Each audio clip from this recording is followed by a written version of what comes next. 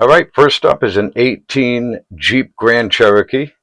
It came to us for a coolant leak, and the leak was coming from the water pump. Very common.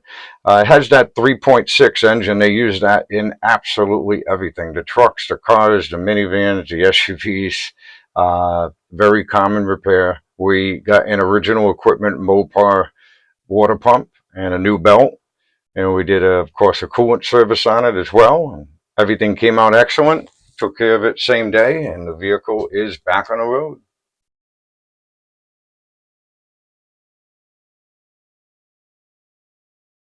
All right, next up is a 2010 Nissan Altima. Came to us for a check engine light, and it needed the exhaust manifold, the main catalytic converter. There was a big giant crack in it. Very common. We've replaced a ton of these. A lot of manufacturers have the main catalytic converter part of the exhaust manifold.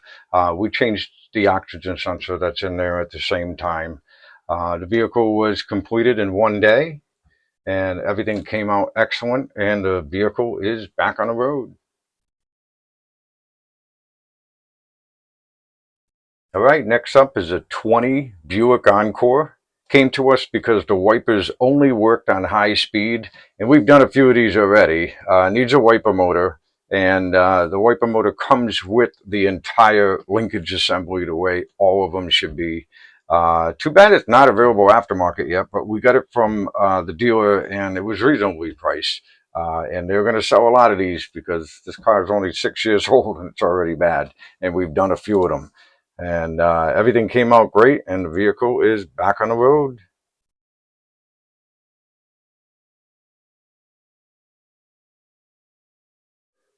Okay, next up is a 21 GMC Sierra. Came to us originally for an AC recharge, but the recharge didn't fix it. The compressor clutch was smoked. And of course, we do the condenser at the same time. Very tall truck to get in there to do some work. A lot of stuff had to come apart in order to get to it, but there's the old compressor right there. And that's Chris installing the new one. And of course, we put a fresh cabin filter in there at the same time. Surprised it needed this, only 5 years old, but it's the number one cause of these compressors to go bad is the condenser plugs up with crap. But either way, we had to take the radiator out and put the radiator back in, fill it up with coolant, charge it back up. Everything's great, and the vehicle is back on the road, ice cold air.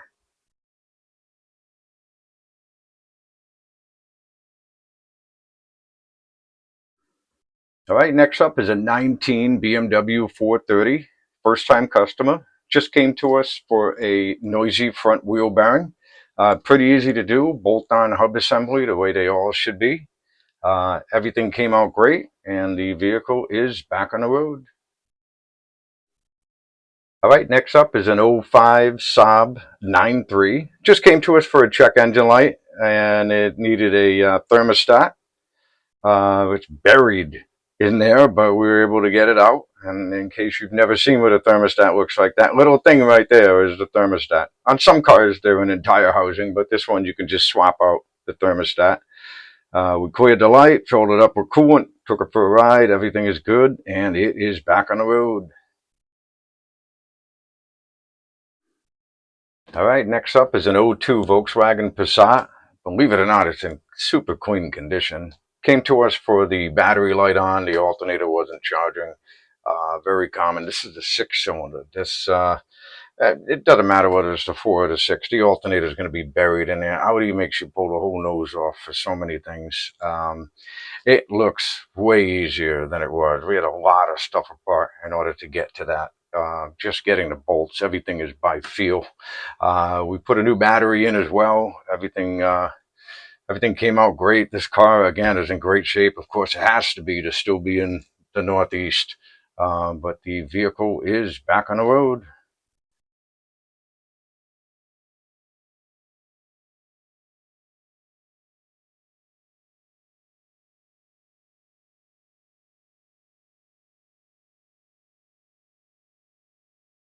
All right, next up is a 14 GMC Arcadia. It just came in for the airbag light or airbag message in the dash. And most of the time, it's not the airbag; it's the seat belts.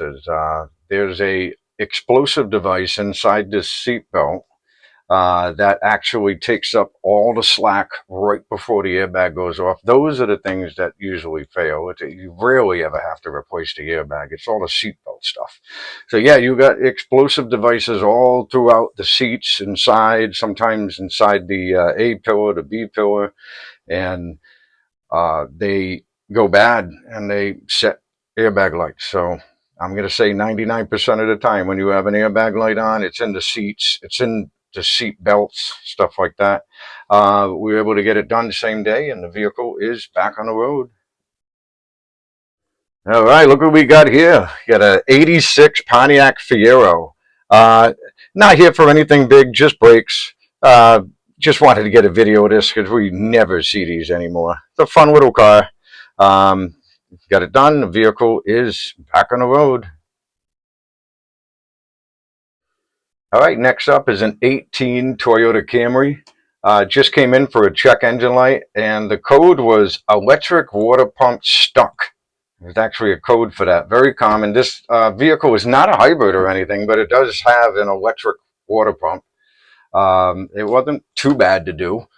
We replaced the water pump and the thermostat, did a coolant exchange, and we were able to get it done all in one day. But yeah, water pump is not driven by the belt. It's electric, and it sets a trouble code. Of course, BMW and some other cars have been doing them for years, but it failed.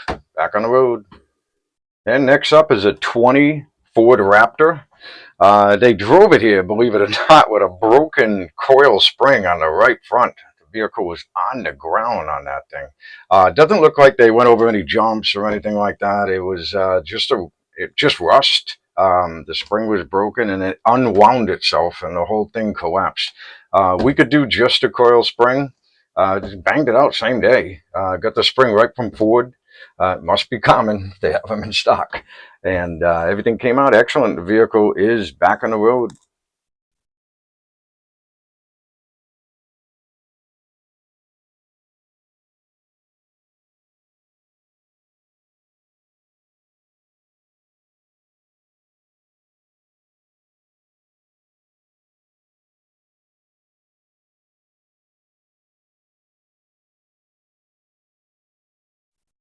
Okay, next up is an '07 Nissan Versa. Great customer. Came to us for a flashing check engine light. It was a cylinder one misfire, and you can't get at anything. Everything is buried underneath the intake manifold as usual. So we took care of all four spark plugs, all four ignition coils, and a few other things while we were in there. That way you go in there once, get it done, and you don't have to keep going back in there every single time you have a misfire and doing one coil at a time, which is totally pointless. Easier on other vehicles where you can get right at it if you want to, but 19 years old and never been done, can't complain there. Everything came out great, and the vehicle is back on the road.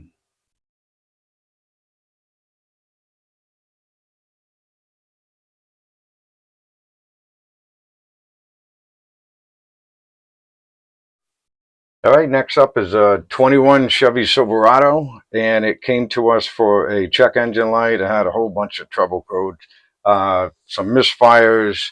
There was codes for O2 sensors. There was code for a fuel injector, and of course, fuel injectors go bad all the time on these things. These are direct injectors.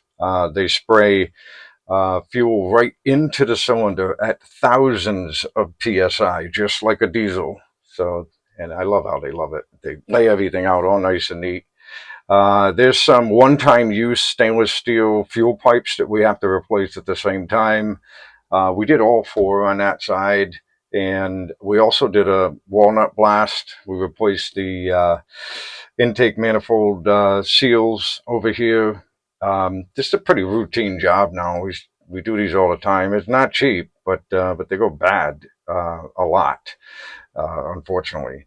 The direct injection, I understand that it's great for all sorts of things like fuel economy and power and all that, but it requires maintenance. You got to go in there with the walnut blast machine, which is what you see Henry doing right now.